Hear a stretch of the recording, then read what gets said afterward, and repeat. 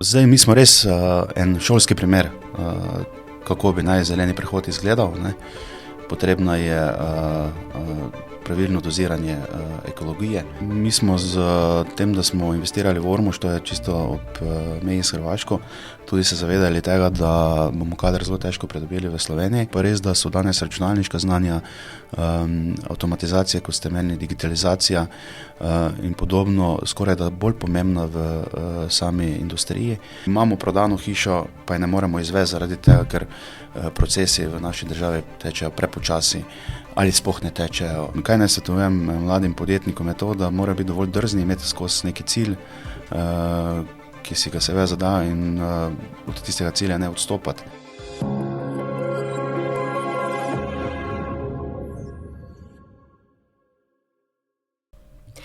Tu je nova epizoda podcasta V sredini. Lepo pozdravljeni poslušalke in poslušalci, gledalke in gledalci in lep pozdrav gostu.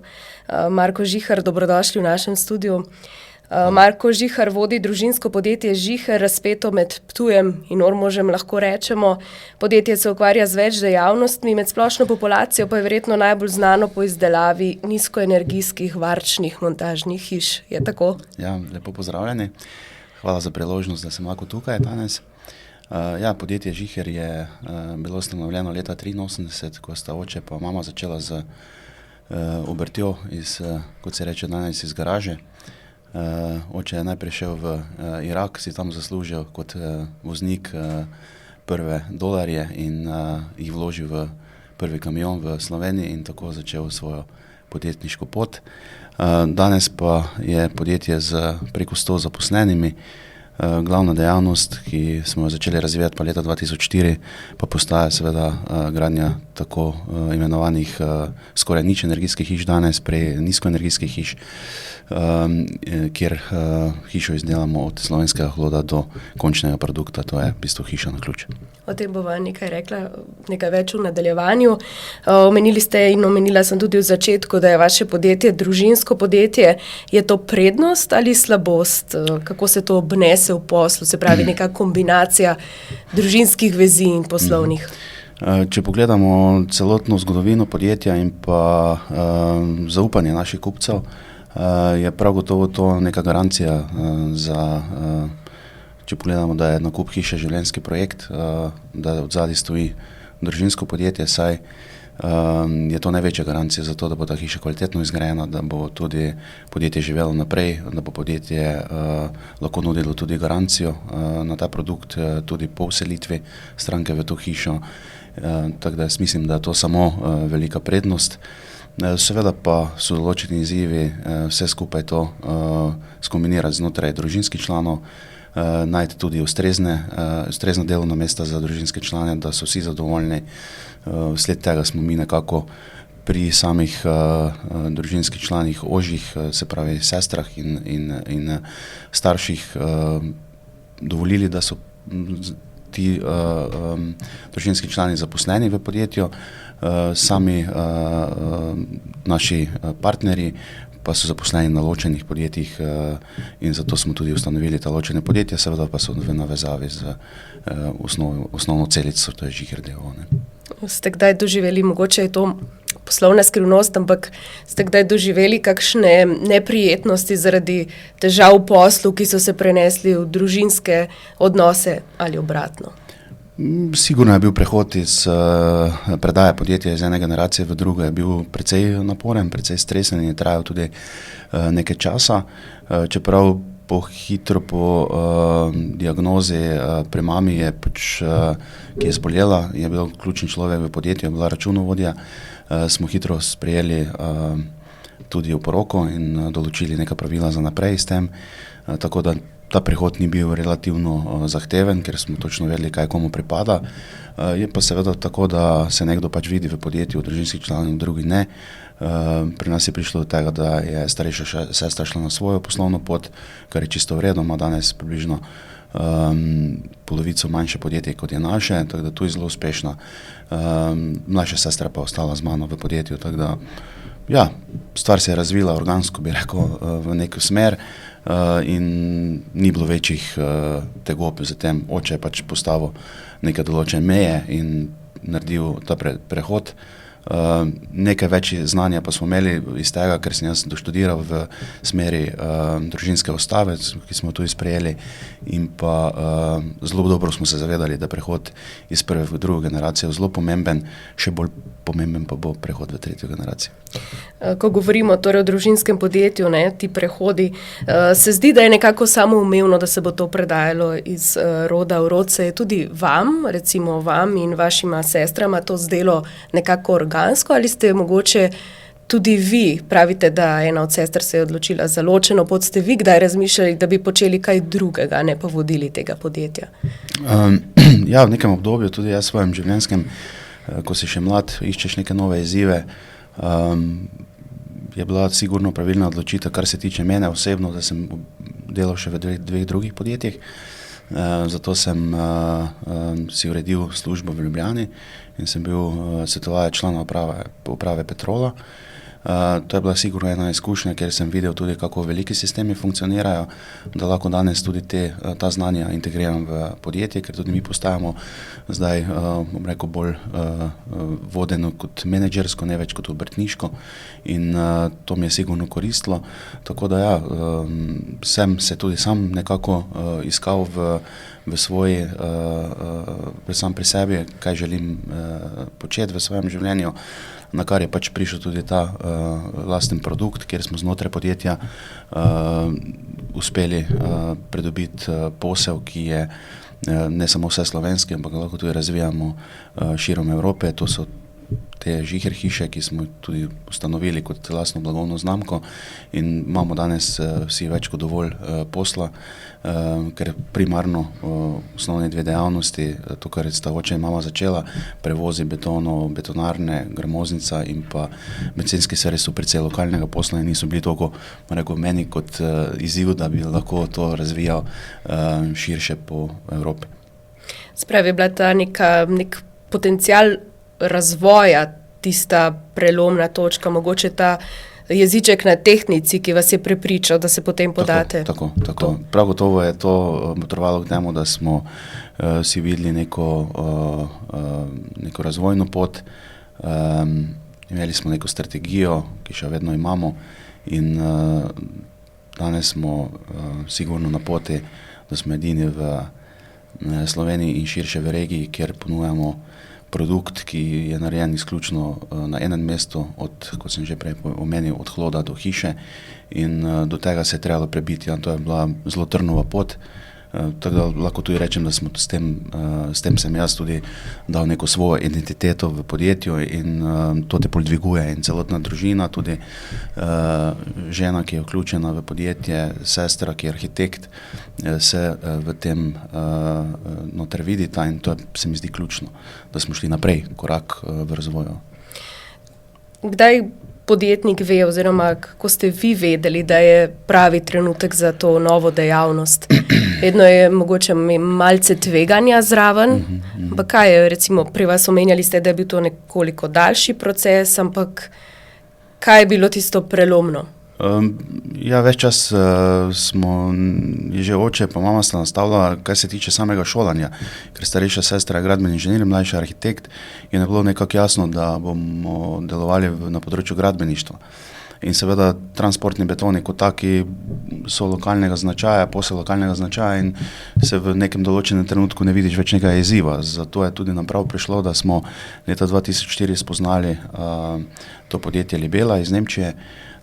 Pozneje je to podjetje kupila ena večja multinacionalka, ki se ukvarja z gradnjo skoraj nič energijskih hiš, in s tem smo tudi prišli do znanja. Nekako je tudi to organsko raslo v nas, bilo tudi neke sreče, da smo spoznali to podjetje, da smo se sploh lahko naučili tega posla, in je sovpadalo z tem znanjem oziroma predznanjem iz fakultet, ki smo jih imeli v drugi generaciji podjetja, in nekako je zadeva bila jasna naprej, da če želimo razvijati, rast podjetje, pripeljati tako daleč, da bo tudi prepoznavno prvo kot vse slovensko, pozneje tudi vse evropsko, je to bilo jasno začrtana pot, da druge ni. Tako da to smo spoznali relativno hitro, se pravi leta 2004, ko še je bilo podjetje v nekem začetku razvoja smo zastavili ta cilj, da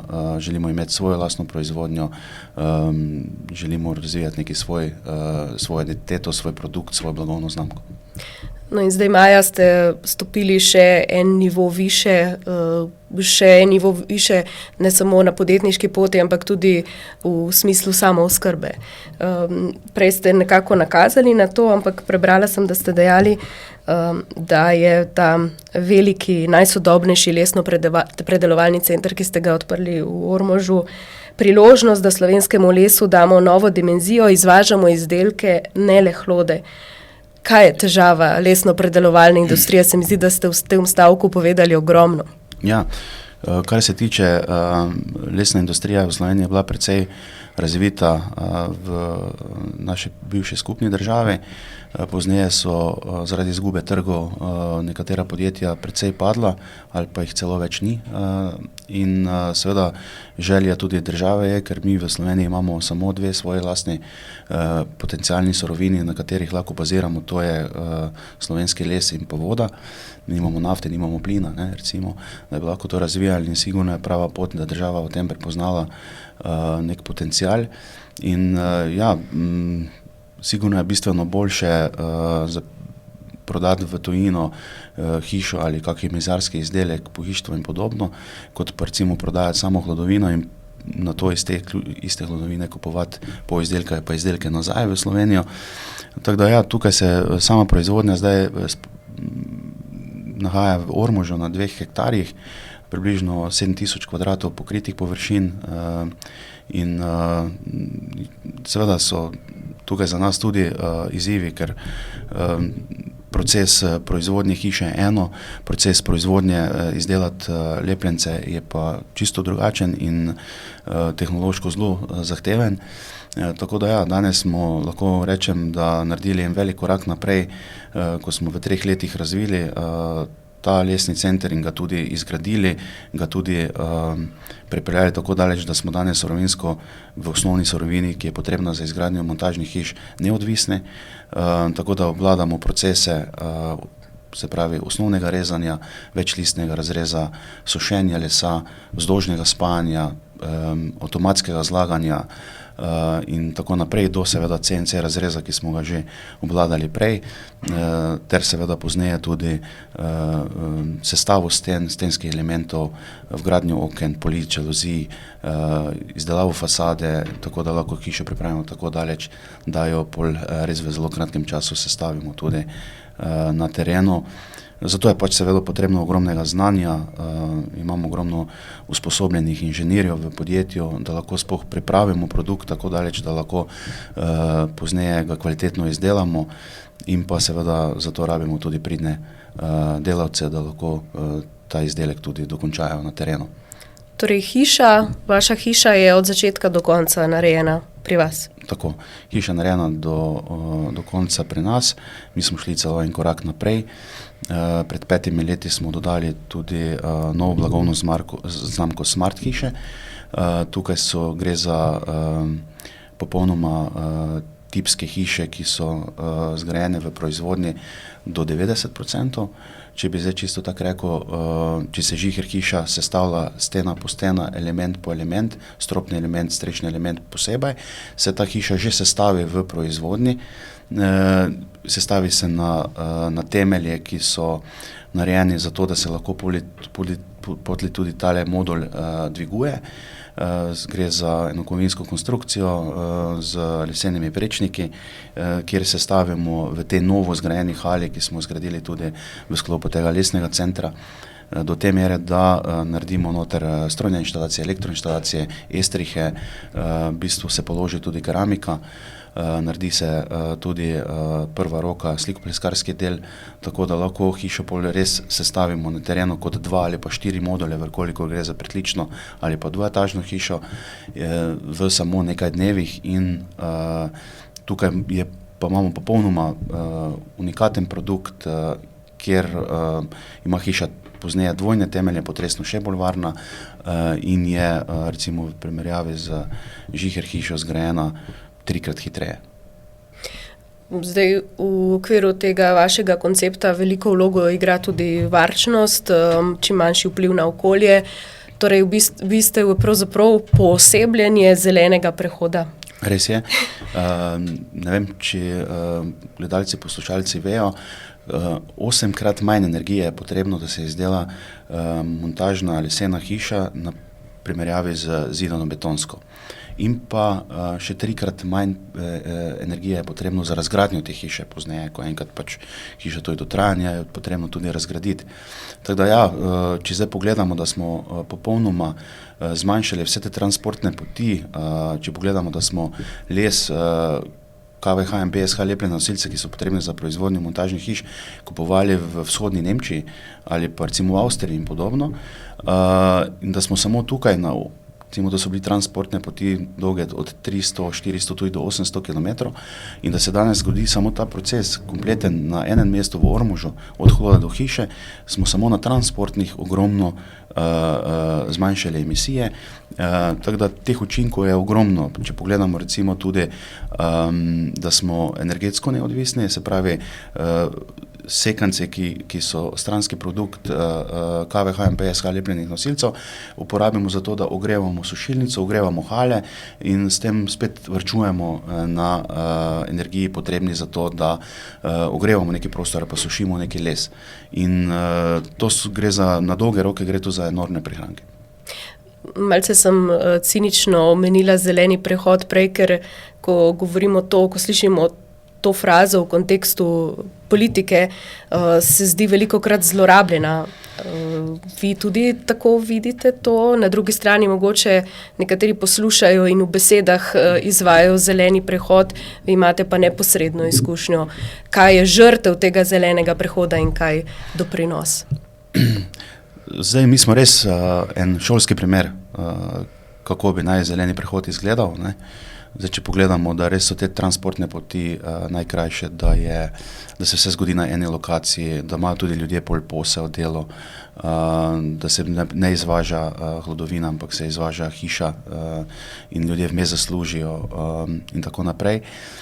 Imamo tudi ta trajnostni vidik, ki je ključnega pomena in res, bom rekel, je to en lep primer. Imamo na drugi strani seveda v Evropi z tem nekontroliranim pretiravanjem, tako rečem, tega zelenega prehoda, recimo na primer v avtomobilski industriji ali v težkih industrijah, kot je proizvodnja cementa, proizvodnja aluminija in tako naprej, so pa zadeve zaišle v popolnoma neprave smeri. Ker kakorkoli gledamo, mi ne bomo mogli vsega uvažati iz nerazvitih delov sveta, kot je Afrika, kot je vzhodni del sveta in tako naprej.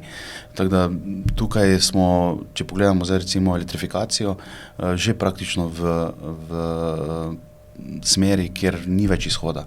Elektrifikacija oziroma električna vozila so kot taka, kar se tiče mene, bila popolnoma napačna pot, ne. Tako da, ja, o tem bi se dalo razpravljati na dolgo pa široko. Tudi če pogledamo, ugasnili smo na našem koncu v Kidričevem Ptuju tudi zadnje peči za proizvodnjo primarnega aluminija. Tudi to so smeri, katere niso prave. Mi še vedno recimo rabimo za izdelavo hiše mokrocementni estrih ali pa betonsko temeljno ploščo. Pogledamo, smo tudi tovarno cementa zaprli v Trbovlju. Govori se dosti, da se bi tovarna cementa v Anhovem zaprla.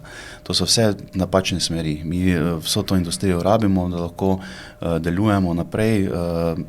Beton kot taki oziroma cement še vedno tudi surovina, brez katere bomo težko gradili mostove, večje objekte in tako naprej.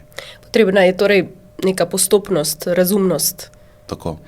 Potrebna je pravilno doziranje ekologije, čistilnih naprav za te naše izpuste, ne pa samo navidezno zaračunavati energetske kupone in nekdo se spet tukaj močno masti, v bistvu pa industrija trpi, na drugi strani sveta pa nobenih ekoloških obremenitev in tako je naša konkurenčnost izgubljena. Prej ste omenjali razvojne inženirje.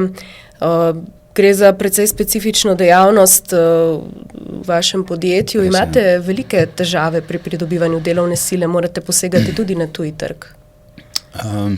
Mi smo z tem, da smo investirali v Ormož, to je čisto ob meji s Hrvaško, tudi se zavedali tega, da bomo kader zelo težko pridobili v Sloveniji, zato imamo preko 50% že danes zaposlenih v proizvodnji tujcev.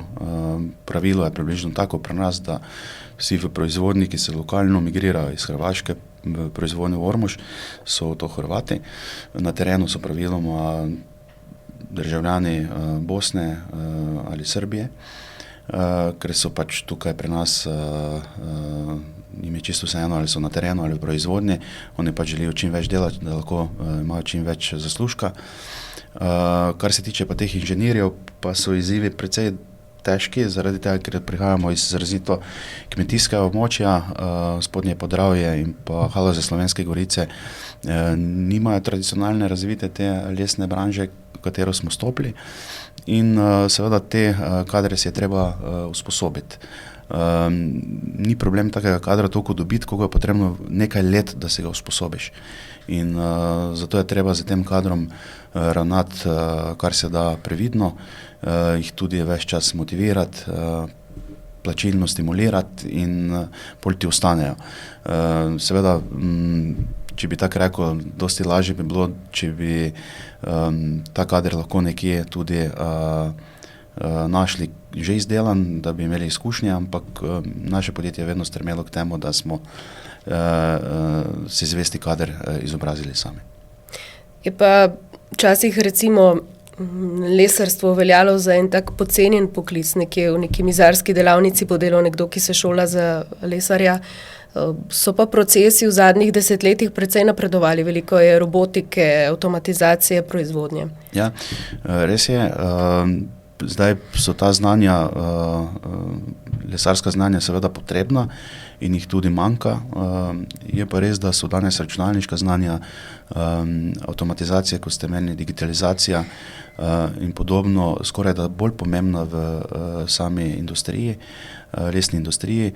Če pogledamo samo našo linijo žago kot tako, jo obvladujejo praktično 3 osebe in na teh strojih delujejo praktično boljše računalničarji kot mizarji, zaradi tega, ker gre za v bistvu računalnik, ki vodi sam proces. Nekaj ročnega dela še seveda ostaja, gradbeništvo še je vedno precej ročna izdelava, tako da tudi mizarji primanjkujejo, ja, ampak se pravim, če imaš procese naštudirane, da je uvedena ta avtomatizacija, je nekoliko lažje pol ljudi naučiti, tudi če niso iz lesne stroke, določene procese v proizvodnji. V vaši panogi so sicer nujne razvojno naravnane rešitve, inovacije. Ste tudi pri tem samooskrbni, morda sodelujete z zunanjimi ponudniki, morda niti ne slovenskimi, ampak tujimi?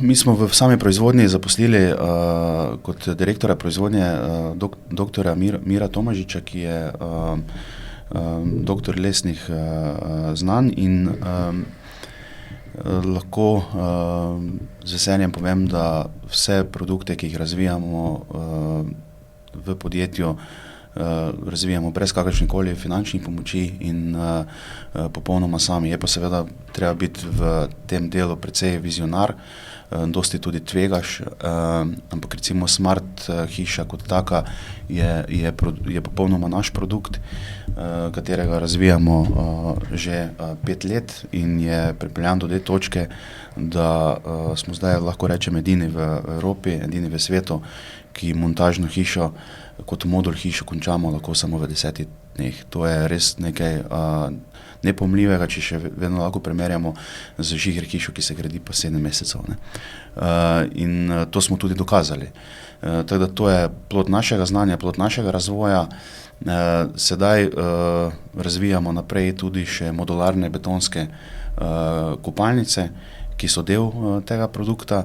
Tako da ja, razvoj se ne sme nikoli ustaviti, se pa zanašamo na svoje lastno znanje in iščemo svoje znotraj svojih procesov rešitve, ki so najboljše za to, kar kupci na koncu tudi iščejo na trgu.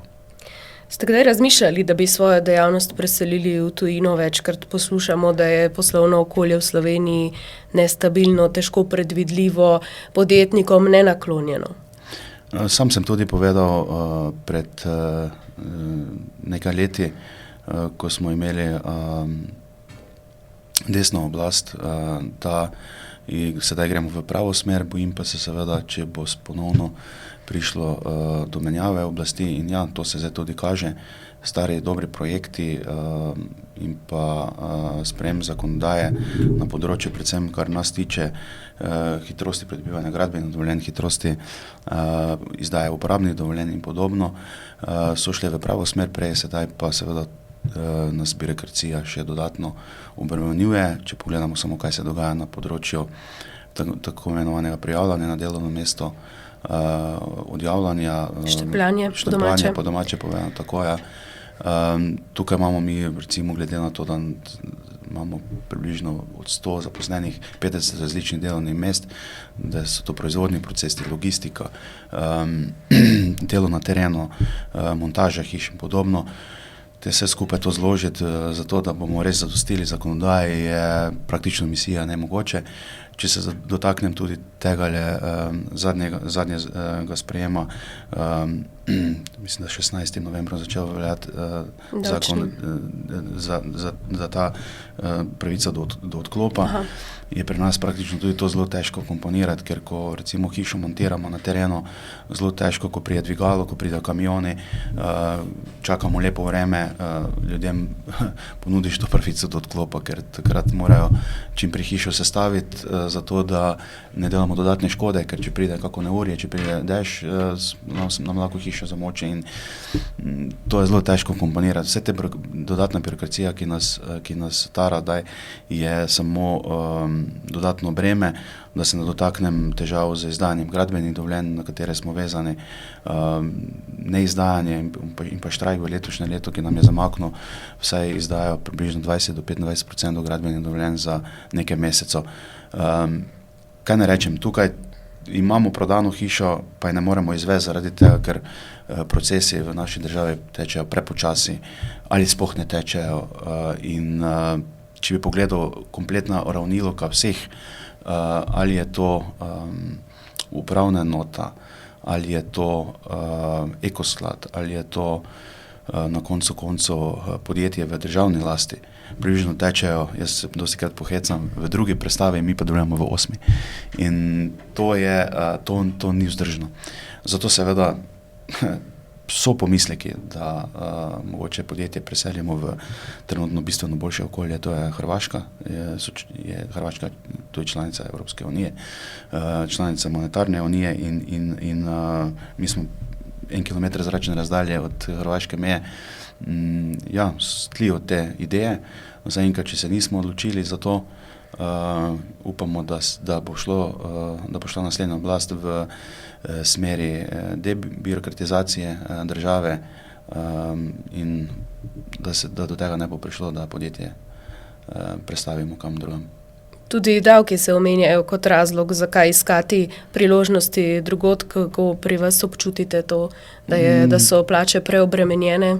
To je dejstvo. Imeli smo sprejeto zakonodajo, da bi vsi v državi dobili nekaj več, da bi plačali manj prispevkov, davkov na plače.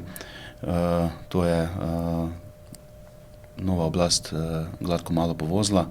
Danes pa vidimo, da lahko 1,4 milijarde razdelijo med samo tiste privilegirance, javne uslužbence, ki ne bom rekel, da vozijo v drugi prestavi vsi, ampak marsikdo pa vozi v drugi prestavi. Se pravi, ni nagrajeno delo, ampak je nagrajeno nedelo in to nas precej moti.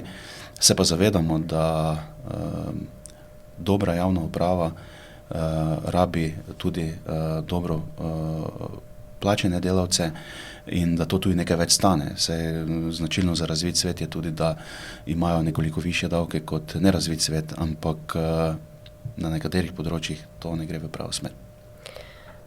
Vi ste velik poslovni igralec v Sloveniji, ampak tudi v lokalnem okolju. To pač prinaša tudi neko odgovornost za vzhodno Slovenijo. Vedno po različnih statistikah pravi, da nekoliko zaostaja v razvoju. Se čutite odgovornega, se čutite igralec na tem področju, verjetno zaposlujete veliko ljudi iz regije. Glejte, mi smo še vedno srednje veliko podjetje, tako da v primerjavi z nekaterimi podjetji, kot se recimo v našem okolju Pratnina, Talo in podobni, smo še vedno relativno majhni igralec. Se pa zavedamo tega, da z to investicijo, katero je tudi podprla država, moram omeniti, postajamo eden vodilnih proizvajalcev montažnih hiš v Sloveniji, ker smo tudi seveda edini, ki lahko zagotovimo kontroliran, certificiran proces uporabe slovenskega lesa in upam, da bodo tudi kupci cenili to in prepoznali, da Made in Slovenija nekaj pomeni. Ker dosti smo včasih dali na znak Made in Austrija, zdaj pa še dajmo nekaj na Made in Slovenija in da bo tudi ta produkt kot taki uspel v tujini. Tako da si želimo biti neki lokalni igralec, seveda zato tudi maksimalno podpiramo nekatere športnike, društva in podobno v lokalnem okolju. Zavedamo se, da imamo neko odgovornost za tem prebojem in da bomo tudi to tudi upravičili, zato se tudi vsak dan vedemo v tej smeri, da smo zgled in da upam, da nekateri tudi mlajši podjetniki prepoznajo v nas vzornika in da lahko tudi imamo več takih podjetij, kot smo mi v tem okolju. Čeprav prihajamo, kot sem že predejal, iz precej branžno-kmetijskega področja. Ne. Prej ste govorili o birokraciji, ki duši. Kaj pa potem pomeni neka državna pomoč, neka državna subvencija? Je to prej zavora ali spodbuda? Ne, državna subvencija je prav gotovo spodbuda, ki ti nalaga sicer ogromno obveznosti. Birokracije najbolj tudi. Birokracije, tako. Je pa res, da če to delaš z odgovornostjo, mi smo recimo investicijsko predstavili Ministrstvo za gospodarstvo projekt v vrednosti 3,8 milijonov, naključil se z 6, tako da smo še tistih 2,2 milijona praktično dali iz svojega žepa dodatno, glih zaradi tega, ker vemo, kaj nas čaka naprej, tako da mislim, da smo bili vzoren investitor in potrošnik evropskega denarja v tem primeru. Tako da prav gotovo si ne bi mogli privoščiti investicije v takem obsegu, vkoliko ne bi bila podprta strani ministrstva. Tako da to podpiramo in iščemo rešitve tudi za naprej, kako najti še več teh sredstev. Je pa seveda na drugi strani potrebno ogromno znanj, ogromno energije, ogromno tudi nekega angažiranja zunanjih podjetij, da lahko spelješ tak projekt od bank do pripravljalcev dokumentacije in podobno. Tu bi se sigurno želeli poenostaviti to proceduro, ne? Ampak žal v tej smeri spet smo tam, ko pač nekatere javne ustanove delujejo pa čeprav moram tu zelo pohvaliti Ministrstvo za gospodarstvo, Oddelek za lesarstvo je kar vozil tukaj v 8. predstavi. Vsekakor ste na poziciji, s katero bi lahko delili neke poslovne nasvete. Kaj bi mogoče položili na srce nekomu, ki se podaja v poslovni svet, ki morda koleba, okleva, ga je malce strah? V vsem tem pogovoru sem zaznala malce drznosti, malce neke želje po tveganju. Sem prav začutila? Jaz mislim, da moraš predvsem biti oseba za to, ne? Sam pri sebi, da se odločiš, da pol, ko si naložiš dodatno delo, da boš tudi to zmogel, ne? In moraš biti tudi tip človeka za to, ne? Jaz mislim, da glede na to, da moji predniki so se že ukvarjali z podjetništvom, sicer z drugo dejavnostjo, na domačiji očeta je namreč se začela pred 110 leti proizvodnja cepljenk za vinograde in ja, tako da očitno sem imel srečo, da sem podedoval to žilico. Oče je namreč začel tudi, ko sem bil 3 leta star z obrtjo, tako da očitno mi je to bilo že položeno v zibelko. Kaj ne svetujem mladim podjetnikom je to, da morajo biti dovolj drzni, imeti skozi neki cilj, ki si ga seveda zadajo in od tistega cilja ne odstopati. Moraš imeti pot, po kateri hodiš, je pa seveda ta nahrbtnik, ki si ga naložil, zelo težek, tako da ga treba tudi si naložiti toliko, koliko ga lahko zmoreš nesti. To je ključno, se mi zdi. Odlično. Ja. Najlepša hvala, gospod Žihar, in veliko uspeha še naprej želim. Hvala tudi našim gledalcem, poslušalcem za to, da ste nas spremljali. Se vidimo kmalu. Hvala lepa tudi vam.